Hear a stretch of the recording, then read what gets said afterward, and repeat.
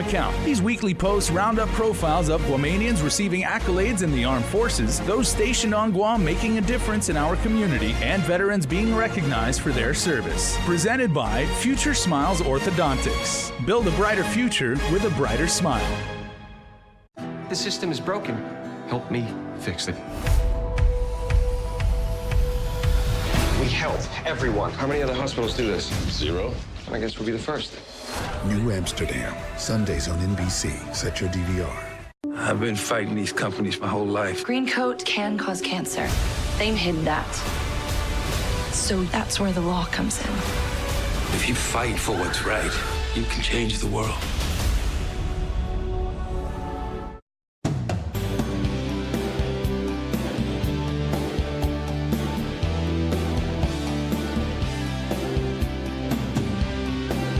This program lineup is brought to you by Vision Express.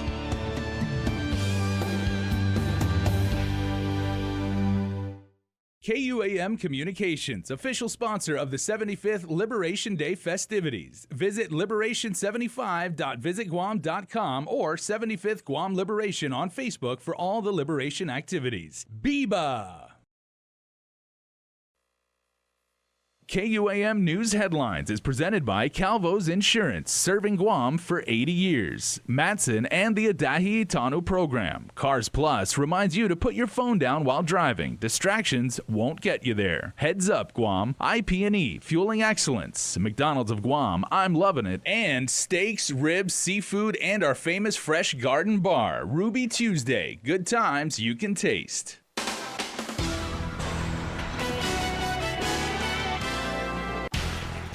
Coming up on Primetime, a public hearing for a resolution regarding the live fire training range is underway downtown at the legislature. Plus, your governor calls senators into a special session to discuss her water protection bill. And our Julia Santos has the latest on the search for a Guam medical examiner.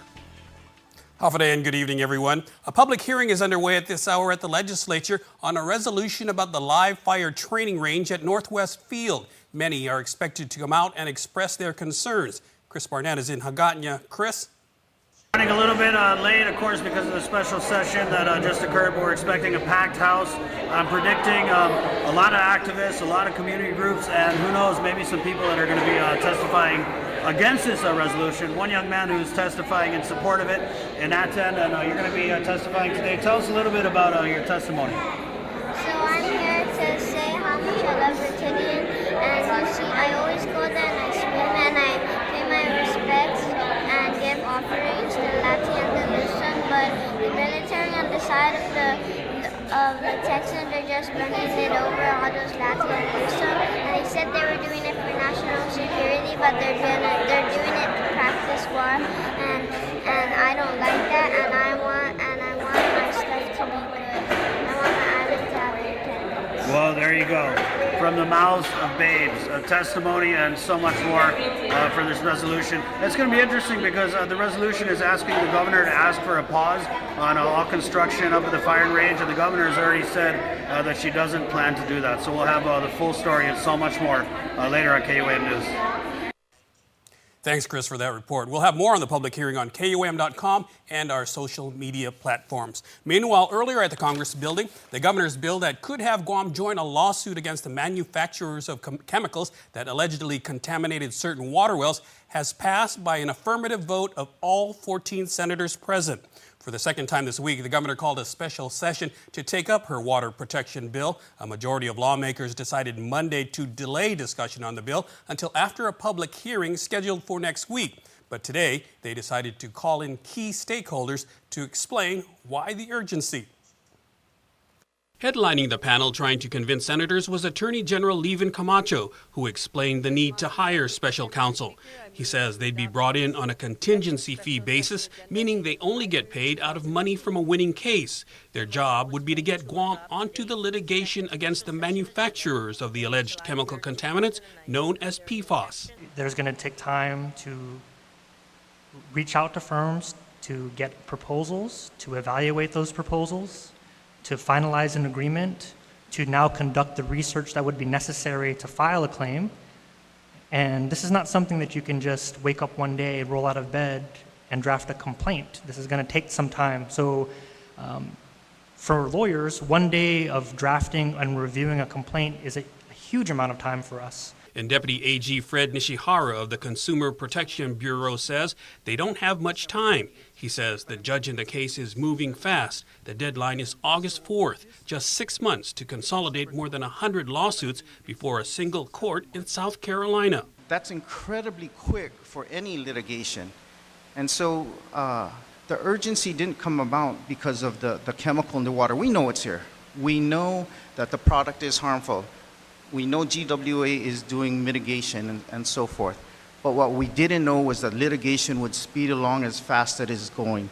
So what we see right now is the one opportunity that we can jump on. He says if we don't join the rest of the states and municipalities, we'd fall behind hundreds of other potential private litigants. And while all this is going on, some may question whether the water we're drinking is safe. GWA General Manager Miguel Bordallo. But we treat it before it goes into the distribution system. So the treatment systems that we are operating are effectively removing it from the raw water before it is placed into the distribution system for consumption. So I can consume a glass of water Absolutely. and there's no PFAS detected in Absolutely. that water? Straight from the tap? Absolutely. He says 3 of GWA's 120 wells were closed for contaminants above the threshold. One located at Teason has been reopened and the water is continuously monitored. And the word from the governor's office is that she intends to sign the bill as early as tonight.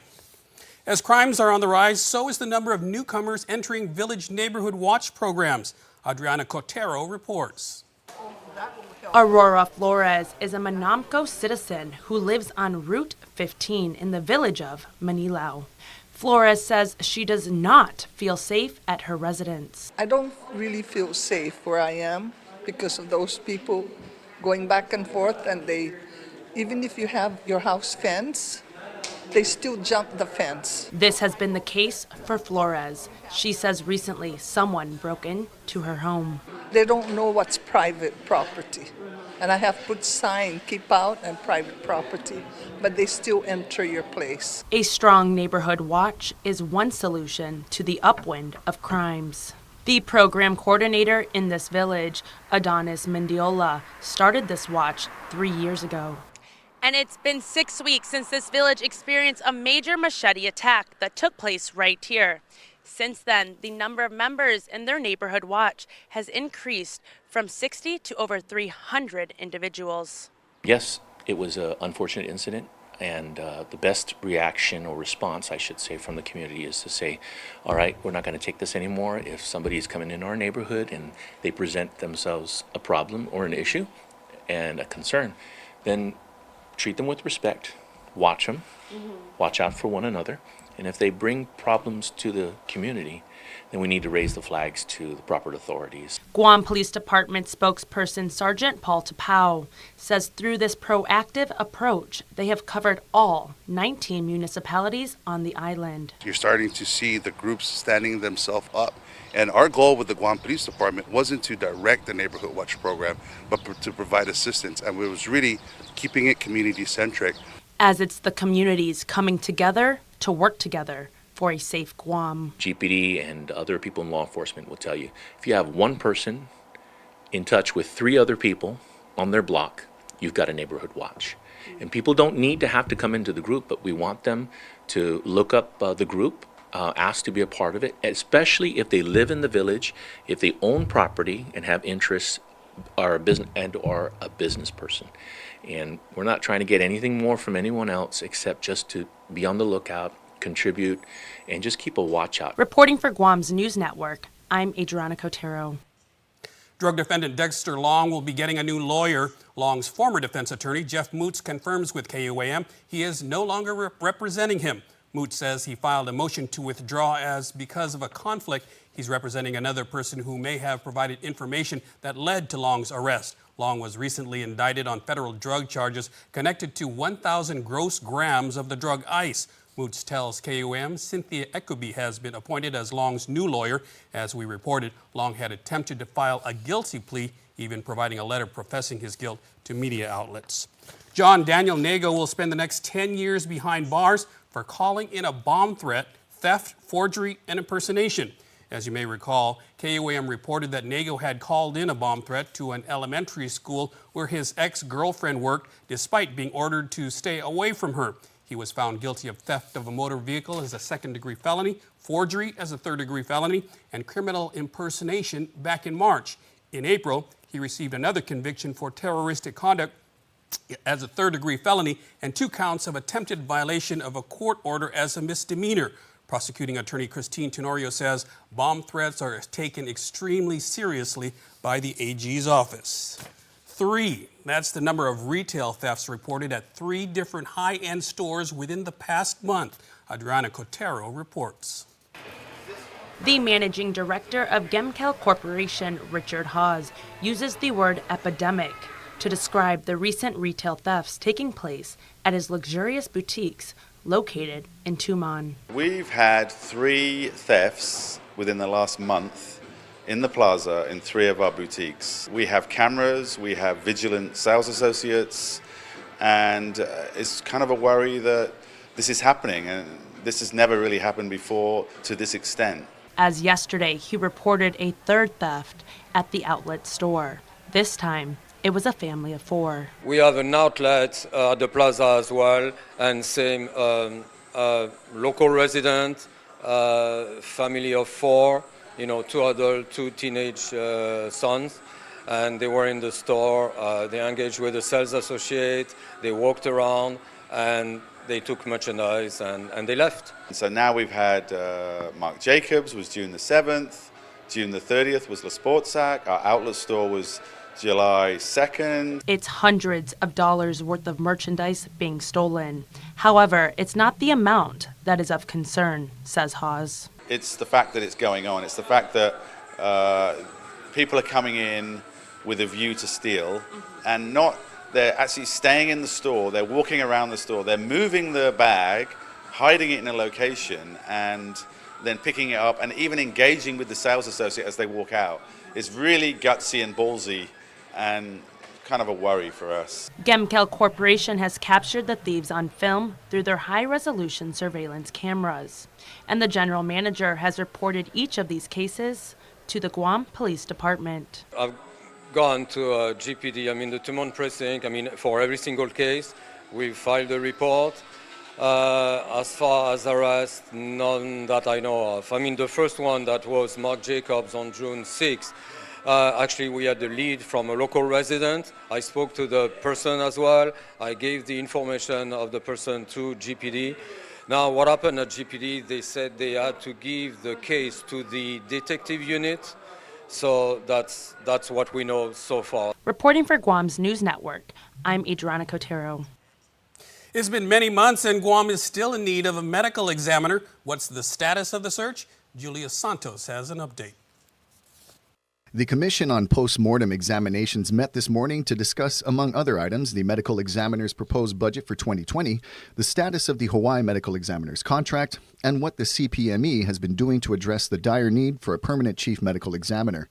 Attorney General Levin Camacho says that the Commission has received several applications from interested MEs and that they have identified one applicant who meets all of the legal requirements.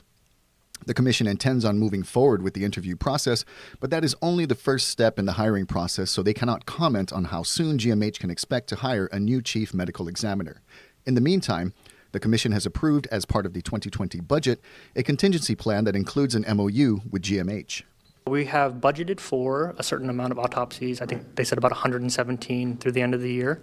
And again, in the event that Dr. Dotterman, for whatever reason, can't come out this weekend, we want to be able to have a backup that we're not having to wait for a month before we have someone performing autopsies here. Dr. Philip Dotterman is our locum tenens, which means he is a temporary contracted physician who flies into Guam every other weekend to perform general autopsies. The $70,000 contract for the 2 Hawaii medical examiners is for more specific services. We have 2 doctors that are prepared to come out to Guam in the event they need forensic evaluations. So, that's where we're at with that.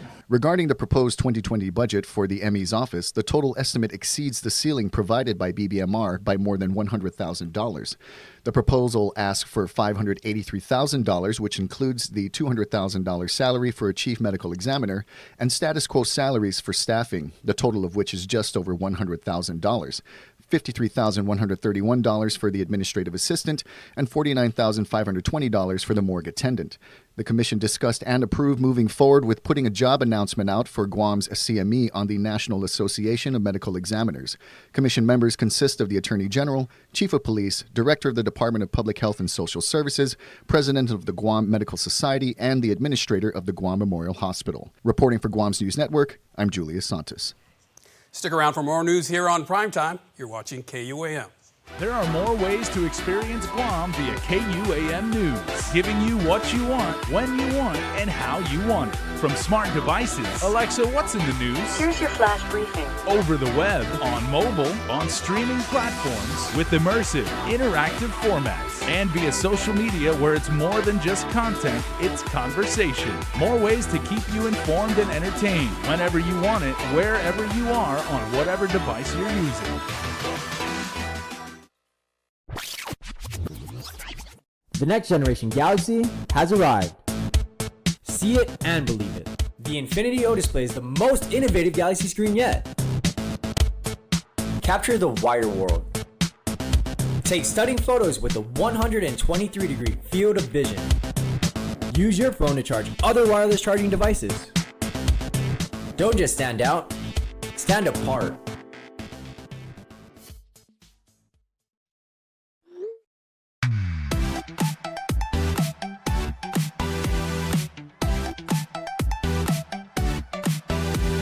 Half the day, I'm in the club.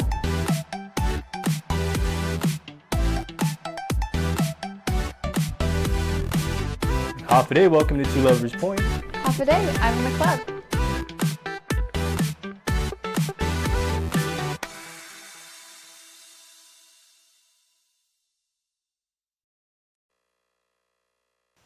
Welcome back. The site of Guam's first Spanish church, built in 1681, is being excavated, uncovering colonial period remains in Humatak. As Tomas Manglona reports, there's much to learn. If you don't know your history, then you don't know yourself. Tyler Ogden with the Humatak Community Foundation has spent his entire life in this village. He's part of a larger project by the Guam Preservation Trust, Humatak Mayor's Office, and several international universities. They're working to uncover Guam's first Spanish church, the San Dionisio Church, built in 1681. When we first began and I chose the San Dionisio Church ruins, I actually learned way more than just it was an old church. He joins a team of local residents and archaeologists not far from the site of Magellan's Landing, chronicling the island's past. Just 3 years after the church was completed in construction in 1681, Chamorros in the opposition tore it down. Guam Preservation Trust Chief Program Officer Joe Kinata says it's a living classroom that has seen vast man-made and natural changes. We collaborate with the community to look at oral histories that are connected to these sites, and we have a really well-rounded story of our lives. The team of researchers and architects conduct their direct archaeology throughout the day and bring their findings back to the lab, labeling and recording every artifact. It's an intricate system that leaves no stone unturned. Sandra Monton-Subias from the University of Pompeu Fabra in Barcelona and her team are here for their third year. She says the impact of their research has global and local implications. This is part of Spanish colonialism in the 17th century. It's part of modern colonialism, which was a process that changed the face of the world. They've also uncovered remains from a 17th century colonial burial ground, found the original tiles and paint of the building, and even the church's altar. What was once torn down by the Chamorro people in opposition is now being pieced back together for understanding. Reporting for Guam's News Network, I'm Tomas Manglona. On Friday, 2 suspected poachers were arrested on Anderson Air Force Base by personnel from the 36th Security Forces Squadron and conservation officers from the Guam Department of Agriculture. Wayne J. Borja and Joseph T. Cruz were charged with trespassing on a military installation and violating the protection of wild animals, according to a release from the base. Also, Borja was charged with possession of an unregistered firearm and possession of a firearm without an ID card. More charges could be filed pending further investigation. According to the release, trespassing on federal property is a federal offense, and violators will be arrested and could be sentenced up to 6 months in prison and fined up to $5,000. Anyone found damaging or trespassing on military installation, fencing, or other federal property will be apprehended. The Nalatla Songs of Freedom Volume 3 concert is tomorrow from 4 to 7 p.m. at Adelup. Organizers say it will be a family-friendly event filled with activities for people of all ages. Ken Cooper with Independent Guahan says it's also time for reflection and conversation. The true meaning of independence, the true meaning of freedom, I don't think Guam has had a true taste of that yet. And so this is a reminder that the process of freedom, the process of independence is not done yet. And it also allows us to just hear music, get together. And, so many times people label activists as just negative and angry, but hey, this is our site to celebrate that we have made strides, we have made progress in the movement. The free event will feature something for everyone: local music, food, games, and art. IHOP is celebrating 4 years on Guam, and recognizing such a milestone, they have a new and improved menu that is set to launch on July 4th. They have new creations such as Omalittles and a new menu with reduced prices across the board while keeping portions the same. IHOP also boasts a new 55-plus menu with free coffee, tea, or soda for all 55-plus customers who order from the menu. Make sure to keep it locked because KUAM, coming up on KUAM News Extra, Jason sits down with the president and CEO of Apple Pacific Restaurant Group, Rich Hart, and they chat about the new additions and customer service. Over 50 community members came together in solidarity to advocate for One Micronesia. This event was spearheaded by the Guam Police Department in partnership with the Micronesia Resource Center and 4-H. Participants held up signs high along the sidewalk of Marine Corps Drive for an hour before the third town hall meeting in Dededo. So I decided to come out and, help support because I am Micronesian. I'm from Chuuk, but I was born and raised here. And so any type of movement like this, I'm willing to participate in because it helps bring more peace and, unity amongst our people. Sometimes people often think that the islands of Micronesia are separated, so there's a lot of stereotypes that one island is better than the other, by the way they live. But a lot of the people are very united amongst each other. So when we have events like this, we're just promoting unity amongst our islands. The meeting is being held at the Dededo Senior Citizens Center. Coming up, Dave Delgado has your sports roundup. Keep it here.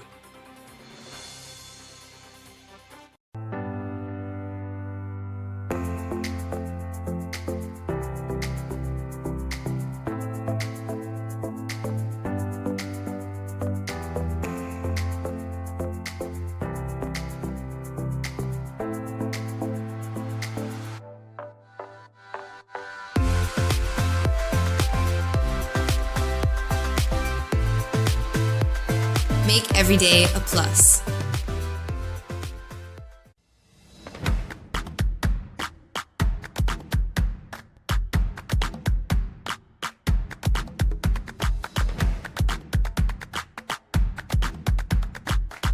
The phone you want now on the best network and a plan that gives you endless data on chat, social, and music apps. Tell your Docomo Pacific rep you want now with access. Docomo Pacific, better together. Some conditions apply. The Holiday Pledge is definitely like an extension of the Holiday spirit, which is all about family. And it doesn't matter where you're from or who you are. I wear this uniform. I'm definitely proud of my job and what we do. I not only live it in the uniform, but outside of the uniform as well. It's definitely a way of life. I live the Holiday Pledge every day of my life. Guam's auto appearance specialist, Elegant Reflections, has been providing the automotive industry with professional detailing and car care products at its highest quality, from complete detailing, full interior detailing, exterior detailing, headlamp restoration, hand washing, seat and carpet shampoo, engine degreasing, undercarriage cleaning, paint sealant, fabric protection, paint oxidation removal, and so much more. Visit us at our new location. Call 646-5555 for an appointment. Elegant Reflections, Guam's auto appearance specialist, over 20 years of experience. KUAM Sports is presented by Triple J.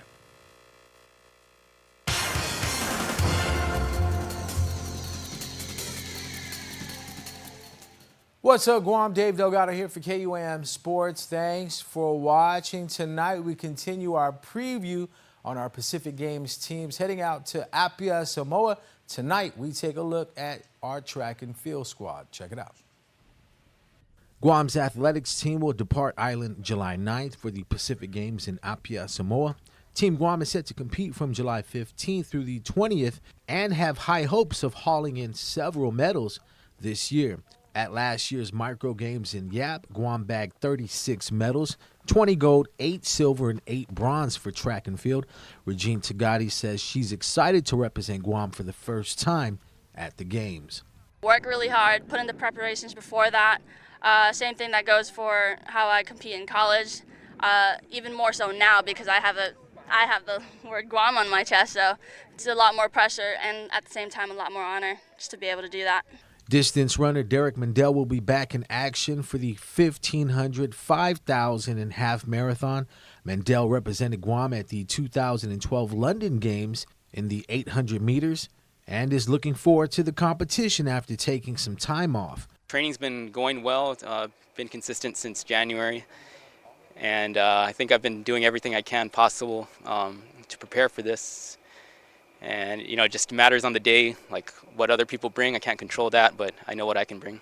Mandel has 7 gold medals from Micro Games competitions and has a good shot at medaling in all 3 of his events in Samoa. Teammates Janina Chris and Allison Bowman also have a good chance at stepping onto the podium in the 800 and 1,500 meter events.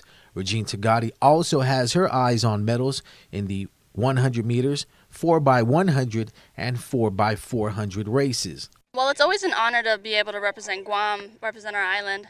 But really, I'm just excited because this is going to be my first Pacific Games. I missed my chance back in 2015. I don't think track was able to compete at that Games, so it's going to be a great one. Jeannie Gerardo holds the national record for Guam for the shot put. She is the only thrower heading out to the Games. JFK graduate and IIAG All-Island champion Rochelle Tagati will step onto the track for 2 of her strongest events, the 100 and 400 meter hurdles. Mandel will line up for the 1,500 in a stacked field, returning to the Games as the 2011 Pacific Games silver medalist. There's 3 strong runners from PNG. There's 1 from Fiji and another from Samoa, and there's a wild card from Cook Islands who's never really run the 15, but he's a strong 800 runner, but he will be competing at the 15 there. Collegiate runner Regine Tagati broke Navy's 2007 record for the 200 meter earlier this year with a time of 24.83. She lost that record to 2 of her teammates in 2 separate races, but regained that record in Boston at the Last Chance Invitational, where she ran a PR at the meet, recording a 24.46. My personal favorite is the 100. It's going to be very competitive because it's not just all the other islands. It's also going to be PNG. They have Toya Whistle. She's a phenomenal sprinter. And then we also have really good athletes coming from Australia. Melissa Breen, she's an Olympian and she runs really fast, so that's going to be really interesting for me.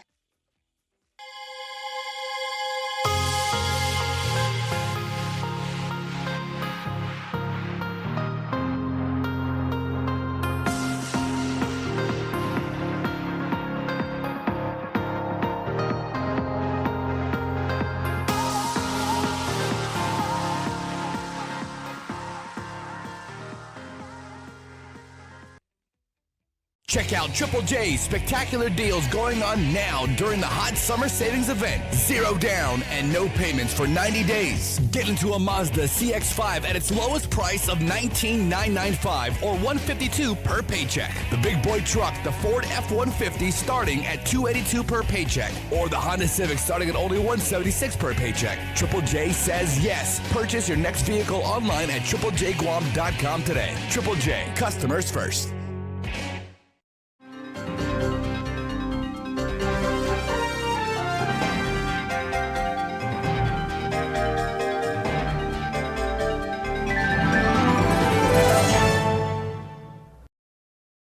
A beautiful, healthy smile is an expression of confidence. The more confident you are about your smile, the more likely you are to fully express your feelings without having to worry about the way your teeth look. Before cosmetic dentistry, I didn't smile as much. I didn't have the confidence, and it shows. And since I've had cosmetic dentistry done, I feel 10 times more confident. I make my initial introduction with a nice big smile and a handshake, and I just, feel like it really is a relationship builder, a nice warm smile, and it makes the clients and customers feel more comfortable with you, feeling confident, and they feel that you're not just there for business, that you're also there kind of as a friend as well. So, I mean, it's amazing how powerful a smile can be. A good smile. Since your smile makes a significant impression on those around you, it is important that it makes the impression you want it to make.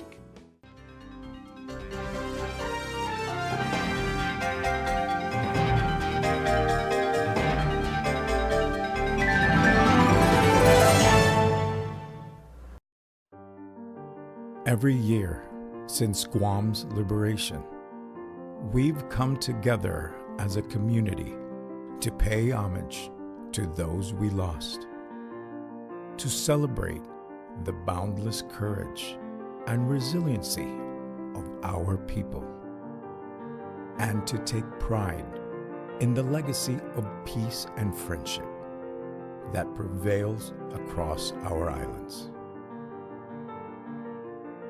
In this milestone year, the 75th anniversary of our liberation, let us join hands to celebrate our diversity as we strive for peace and work together to build a better world.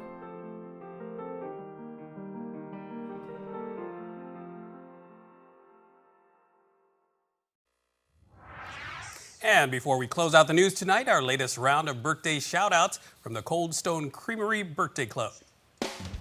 All right, everybody, happy birthday to this pre-Independence Day version of the Cold Stone Creamery Birthday Club.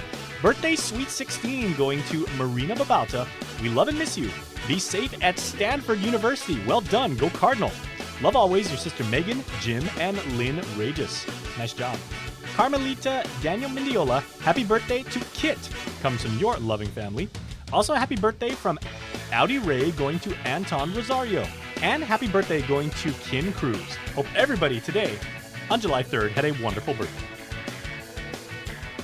And remember, you can be a part of the Cold Stone Creamery Birthday Club by registering online on KUAM.com.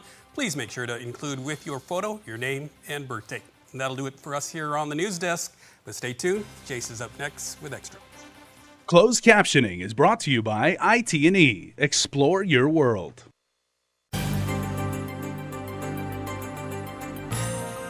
Hafaday, everybody, and that is the Hafaday spirit on full display. And hospitality abounds here in the Harmon Studios because GVB is in the house. Josh and Bobby are here, and we are going to talk about a small, tiny event. A small, tiny event that takes place in this little, this little smack sliver in the of middle island. of summer. That a few people are expected to attend. The barbecue block party is happening.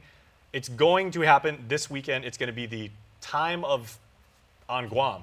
That's the place to be. It's the pinnacle of summer, so I feel like. Yeah, we're really pumped and excited and hungry. And the reason why your eyes are bloodshot is because you have not been sleeping putting this whole thing together. Yeah, I was up a little early today, but it's fine. Well, no problem. Bobby, good to have you, man. Hey, thank you. Thank you for having us here. We're honored to be here. Okay, so since Josh has been here like a bunch of times, we're talking about this and everything, but not a lot of people, and probably regrettably so, realize that you are the founder or creator, the man who actually conceptualized the idea behind and it was not always called the barbecue block party in your original vision, right? No, actually, the original idea was to have an World Barbecue Festival, which would include chefs from around the region, which is Japan, Korea, China, Taiwan, Philippines, CNMI, and have them come here to have a friendly competition with our local boys. When I brought the idea to GVB, it kind of took on a new shape and form, which was really great, called the Guam Barbecue Block Party. So it's now drawing over 10,000 people every year. So Yeah, it is a really small event. And there is smoke that covers every single high-rise hotel in Tumon, and that's a good thing. It is because a you great get those thing. smells of barbecue for like at least 6 hours and everything, and you want to cover yourself in that smoke because that's a true mark of hospitality here. Right, exactly. And it's nice to see all the visitors come together just down into the streets of Pleasure Island and Tumon and just interact with our local community, which is what it's all about, right? We want them to see that we love to barbecue, we love grilling, and we love our food here, so we want to share that with them. Right, we wanted the idea was to have our tourists come into Tumon, enjoy the barbecue, and go home smelling like smoke, just like you said. Exactly. You know, you can't get that smell off you when you go to the airports. That's a badge of courage. It is. And you want to be like some of our other coworkers and basically not bathe for days and have that smell like cover you and everything. But that's a completely different topic. So, okay, but the global theme continues because you are actually bringing in an internationally renowned musician to actually entertain us and make us feel at home. Absolutely. We are bringing in a young gentleman. He's 15 years old. His name is Evan J. De Silva from Singapore. And this kid is so phenomenal on the ukulele. When I watched him play, my eyeballs turned white. That's how good he is. So I kind of thought he would be a good fit for the barbecue block party because in our barbecues here on Guam, you know, barbecues bring people together, right? Families get together. Heck, we have barbecues just to plan another barbecue. Exactly. And so the pre-barbecue. And the many people that came from off island, our military family, visitors that get a chance to attend one of our barbecues, always say, man, they've never tasted barbecue like this. So I think it's everyone's opinion that our barbecue is really up there with other cuisines and other barbecues. I think we've got one of the best in the world. Exactly. And it's something we should boast about. Yeah, and it's a part of our Chamorro culture because when I was young, Jason, I remember just being at the house, and this was in the old days, 70s. Families would come by unannounced and honk their horn and, hey! And then when we come out, oh yeah, come on in. And we would invite them in, we spend the day with them. And barbecue was part of that. And so you don't see that happening nowadays, right? So it's a part of our culture that's always been with us from the time we were born up to now. That's why you'd always have the freezer in the back. You'd always have like ribs, chicken, everything like ready to go. And exactly. Somebody comes over, fire up the grill. Here we go. So I know we all had a barbecue one time or another, or we've all had people come to our barbecues. So barbecue is very synonymous with Chamorro culture, and it's synonymous with friendship, care, loving, generosity, sharing. So it really means so much more than just barbecue, right? It's social currency also, Josh. I feel like it is. It connects us. It really it bonds people. You know, like the strangers become friends. Right. You don't even need friends to speak become any lovers language. in some cases. Yeah. All you see is someone holding a turkey leg. Yeah. And they look at you and they're like. And you kind of wonder how many. Want to go get a drink? And you kind of wonder how many business deals have been closed to a barbecue, right? As opposed to playing golf. There you go. That's true. Absolutely. That works too for the corporate crowd and everything. But definitely, you break bread, or in this case, break ribs with somebody. Right. Yeah. And in this case, it's you chicken, can close a deal that way. Chicken, pork, and beef. Those are the categories that we'll be seeing. Okay. So. Well, we talked a little bit, Josh, last time about the fact that there will be 8 competitors, right? 8 competitors, yes. Can you give us an idea of who they might be? Yeah, absolutely. So we have the returning champion, which is Mezcla. So Chef Peter Duenas and his team will going be, for the three-peat, right? Yeah, that's what I asked him at the press conference. He kind of just looked at me like, whoo, we'll see. And also we have Asu Smokehouse that's returning. We have Guam Community College. All those competitors actually won one of those years when Barbecue Block Party a few years ago. And those guys have all the energy. Those are the young bucks. Yeah, they're so passionate. And they're super creative. And they're hungry right now. They're hungry. Yeah. And then also we have Outrigger, Team Douglas, Dusatani, and then also Guam Barbecue Company and Sea Grill that will be competing. So I'm interested to see Dusatani and Sea Grill, considering that literally is their backyard. So they may have some sort of like home court advantage. Right, exactly. That's their territory. Yeah, they're just 100 feet away. And with the judges, we don't know who they're going to be, but we know that a few of them are going to be certified. Kansas City. I think it's a Kansas City barbecue. Yeah. Judges Association. And those guys know barbecue. Right. They know how to judge. They have all these criteria they use. But the one criteria they forgot to put in is when you taste the meat, if your eyeballs turn white, then you know it's good. Yeah.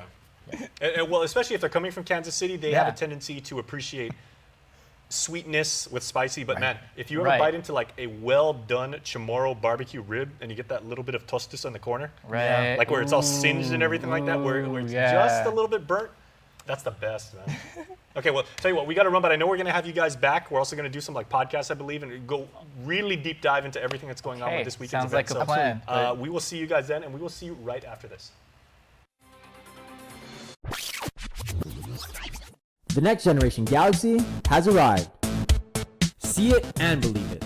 The Infinity O display is the most innovative Galaxy screen yet. Capture the wider world. Take stunning photos with a 123-degree field of vision. Use your phone to charge other wireless charging devices. Don't just stand out, stand apart.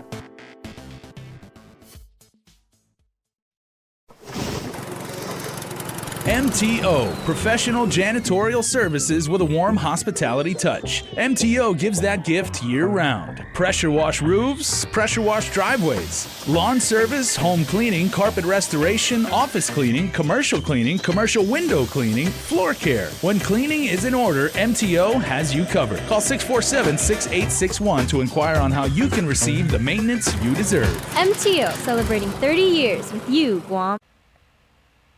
Welcome back, everybody. Community service, humility, and loud motorcycles are some of the many ways you can describe our friends at the Guam Hogs Motorcycle Club. I have Jerry and Roro, and we are talking about an event that you guys do every year, gentlemen, you and your club, which is, how many members do you have now, Roro? Or somewhere around 100 plus. Very nice. It continues to grow, and that just shows like people dedicated to the cause, love motorcycles, love being a part of the Guam community. And just love to serve. Yes. Right? But about a month ago, Jerry, we were talking about the Christmas in July event that you guys always do, and lo and behold, here we are in July and everything like that. So you guys are literally revving to go. Yes, we're making our final plans, and this is our 25th ride for this event. We got new organizations to visit this time, and we have a whole new ride that we haven't done the last couple of years, so it's going to be a lot more exciting. Mm-hmm. What makes this ride so special, either if this is, for new members or for prospects, it's their first time going around on a bike, being part of the team, or for people that have made, do you have some members who they've done it every single year for 25 years? Some have. I mean, yeah. I'm pretty sure there's some old dogs who, yeah. I'm sure it never gets old though. No, it doesn't. Yeah. Not at all. Yeah, because we get for the new riders and solo riders and other motorcycle groups that have never done it. Usually, when we do go to the different stops, we sit there and we actually talk with the kids. We present the organization with the gifts that we collect from the community and the other motorcycle clubs that donate supplies for the different organizations that we're helping, and sometimes there's not a dry eye in the room, because a lot of people, some people. You were the kids. Yes. both sides. Yes. Okay. Yeah. That's wonderful. Some of them, have experienced both sides, so they know how it feels and what it is. Before, they didn't really have this kind of support from the people, or even from a motorcycle club. So it's really good.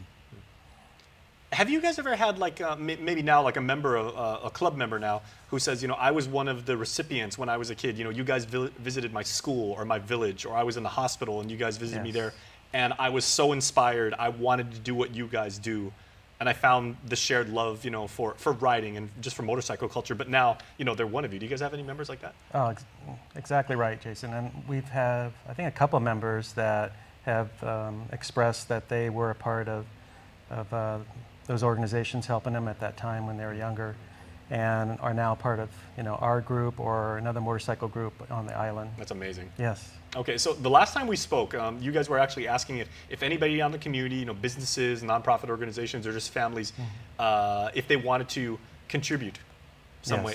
Did you guys have a pretty positive response from that?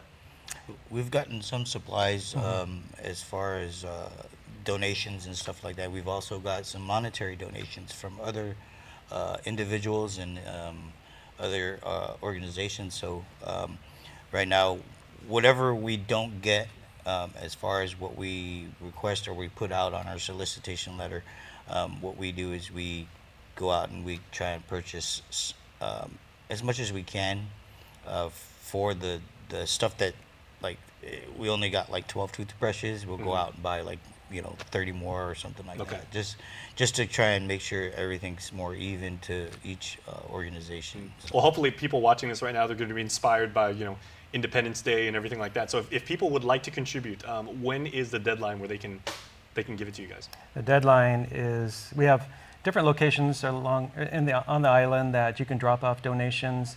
You can, there's the VFW, there is KO's Tavern, which is in Tamuning, there is Lotta's Tavern, there is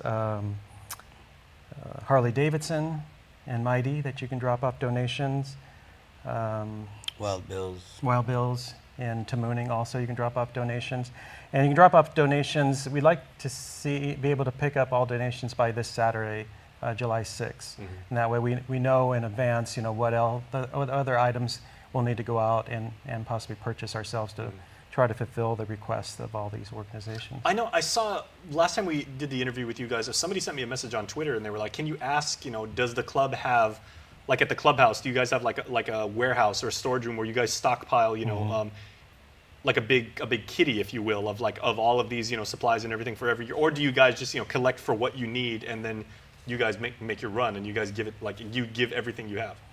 No, we don't have a location that we store all these donations and stuff like that. What we do is we get it all. Get what you need. And then we sort it out at a certain location. And then from there we go out and we distribute it. We don't have a big storage space somewhere else that we can store all these extra stuff. But usually it is whatever we get, we get rid of all of it. And use it right away. Yeah. Okay. Yes. So Jerry, we'll give you the benefit of the last word. If people would like to contact you guys and say I'd like to help, or I'd like some more information, or again, I was just inspired by you guys. You guys are amazing. You guys are island heroes and everything. How can they contact you? Well, we have a Facebook page that they can go to and contact us that way. That's just Guam Hogs with a W? Yeah. Okay. And then we have, they can email us. There's guam.hogs@gmail.com. And those are the best ways to contact us. And we'd be happy to meet up with anyone to receive donations. And we're very appreciative of any donations that come to us. All right. Again, guys, from a grateful island and everything, you guys are absolutely amazing. And thank you for what you do. And I know it's not just the people who ride the motorcycles directly. It's your spouses, your wives, your entire families. Everybody gets involved. It's one big family. Yes, that's all right. correct. So thank you very much for taking care of our island family. Thank you for having us. All right. We'll be back. Stay tuned. The 7th annual Guam Barbecue Block Party is back and hotter than ever. Check out what's cooking down in the Pleasure Island streets of Tumon and enjoy taste delicious barbecue treats on Saturday, July 6th from 5:30 p.m. to 10 p.m. Admission is free. Celebrate your love for barbecue with the sizzling GVB signature event presented by Tea Galleria by DFS, the Plaza Shopping Center, Outrigger Guam Beach Resort, and Dusitani Guam Resort. Thank you for making Guam a better place to live, work, and visit. What are you gonna do now? How are you gonna push? How are you gonna live? It all depends on you. You ain't got time to be complaining. You ain't got time to be angry. So if you feeling weak and you in that dark place, you better find the light within yourself, because when it's all said and done, we are all brothers and sisters in battle. I ask you to be strong. Whatever challenge you face, there is no obstacle greater than you. Be productive, be powerful, and from the bottom of my heart, my name is Coach Payne, and I'm asking you to conduct your business. Go!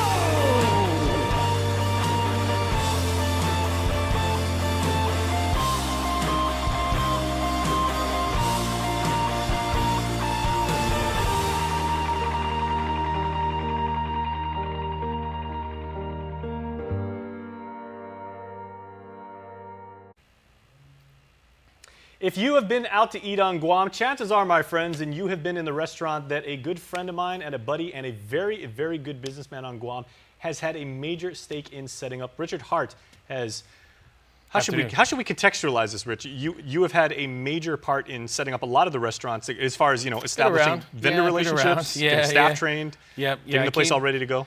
I came to Guam in the very early part of 2000, working for Outback. Great company. Worked for Triple J Enterprises, brought me out here, and they. I was a waiter, server there for about 6 or 8 months, and I always joke with people that. You very rarely have bad experiences at Outback, but if you had a bad one, it was probably me as your waiter. Nice. You take ownership of your product. There you go. Yeah, I wasn't a very good waiter. It wasn't my thing. So, of course, you went into management, as most people do. I was already a manager for Outback when I came here. I was coming to Guam to do some diving and have some fun with a few. My brother was stationed here in 1993, and then I was doing an Outback opening with some guys who had just come from this opening. And they just talked about how awesome Guam was, and obviously, I agreed with them. 20 years later, I'm still here, so I made Guam home. But your current duties, or I should say, at least one of them, and one of the reasons why we had a live stream on Facebook with you guys at IHOP, 4th anniversary. So congratulations! Thank you. The restaurant business is certainly not an easy thing to do. No, you continue to do it, and you continue to do it at a very high level. I want to get into that in a second, but let's break down the semantics of exactly what IHOP means to Guam and to the Guam diner, because I remember we would do like Twitter polls for years, and we said, which franchises do you want here? And people would always say Olive Garden, Red Lobster, and IHOP invariably. Now those three places. Well, now you have them all. Yeah. And what's so special about IHOP? Well, IHOP was founded in 1958, and it's just an iconic American brand. For breakfast. And Guam, we have a lot of breakfast places, and people really enjoy that particular meal. Like cooking breakfast in my house is kind of like a big deal. And going out to eat, and I think a lot of it relates to, when you're watching television and you're seeing these commercials of all these great restaurants in the States, and you think, man, I really wish we had that here. And IHOP's all over the TV. You see it all the time, and people travel to the States. You always make a list of places you want to eat, right? If you go to Hawaii, I got to check out, 5 or 6 different restaurants. First place I wanted to eat in Kissimmee, Florida, when my family went to Epcot Center, was an IHOP. Yeah, there you go. The only thing there was in Kissimmee was IHOPs and water slide parks. Well, with pancakes, you can't go wrong, right? And it's all like that comfort food, with family-oriented things where you get up on a Sunday morning. What do you do with your kids? You make breakfast, you sit down, you eat. And I think IHOP ties into that, and it really is, we've tried to move away over the years, the brand itself, from being IHOP to IHOP from International House of Pancakes. But the reality is that that's what it is. It's International House of Pancakes. We're a pancake house. And part of our evolution to this point right now with our 4-year anniversary is to help us embrace that we're a breakfast place. And and the menu has expanded greatly. We were there this morning. You guys have Italian cannolis. We have Italian cannoli pancakes, which I thought was fascinating. Yeah, that's a global promotion being run with IHOP, because now IHOP that is insane. Yeah, they're all over the world. And in this case, insanity is absolutely cool. They're all over the world. So what they've done, similar to what you're seeing some other restaurant brands do, is they go around to each country and things that are real popular and they work. Sometimes they take them. Hey, we see McDonald's is doing it now with something like a Spanish cheeseburger and a few other things. So they've decided that these are the 3 pancakes that, from Mexico. There's like 300 IHOPs in Mexico. The Tres Leches pancakes. And then from Canada is this, and also Mexico is the cinnamon churro. And then the cannoli pancakes obviously come from Europe. So the pancakes are good, and they do a lot of testing with it. And, we've worked with some local suppliers here to make sure that we can get the right products made.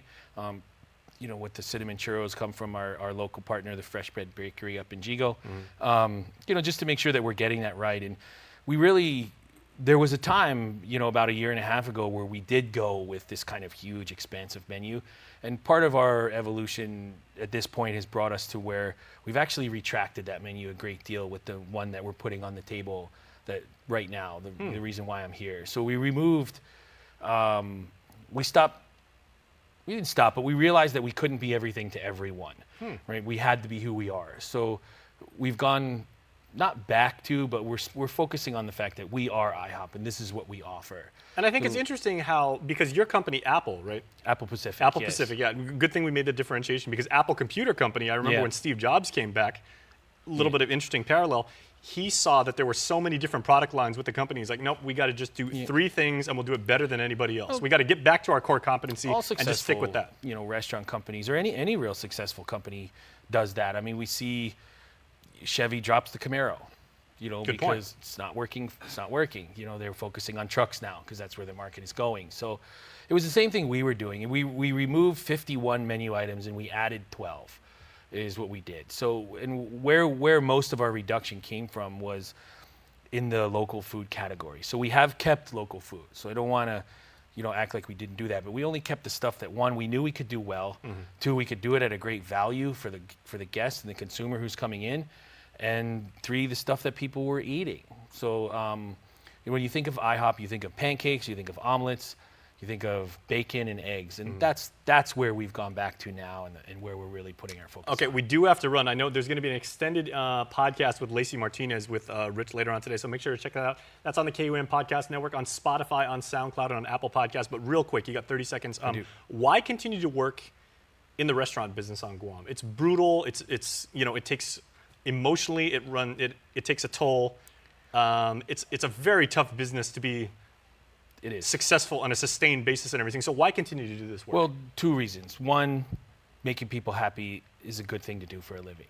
You know, when you see people come in and they leave with a smile on their face, you see a child get the cupcake pancakes and they laugh and they're happy and they leave. There's a lot of gratification with that. But most importantly now, my focus really is turned to creating opportunity for the team members in our company. So we continue to expand at this point just because we're creating opportunity. We have the ability to positively influence a lot of people's lives. And that's what's most important to me now. All right, well, Rich, I've known you for years, man. Really happy for your success. And like Clemenza said in Godfather, leave the gun, take the cannoli. Yeah, got it. Okay. Thanks so much. Thanks, Congratulations Jason. again. Appreciate it. All right, we're back after this.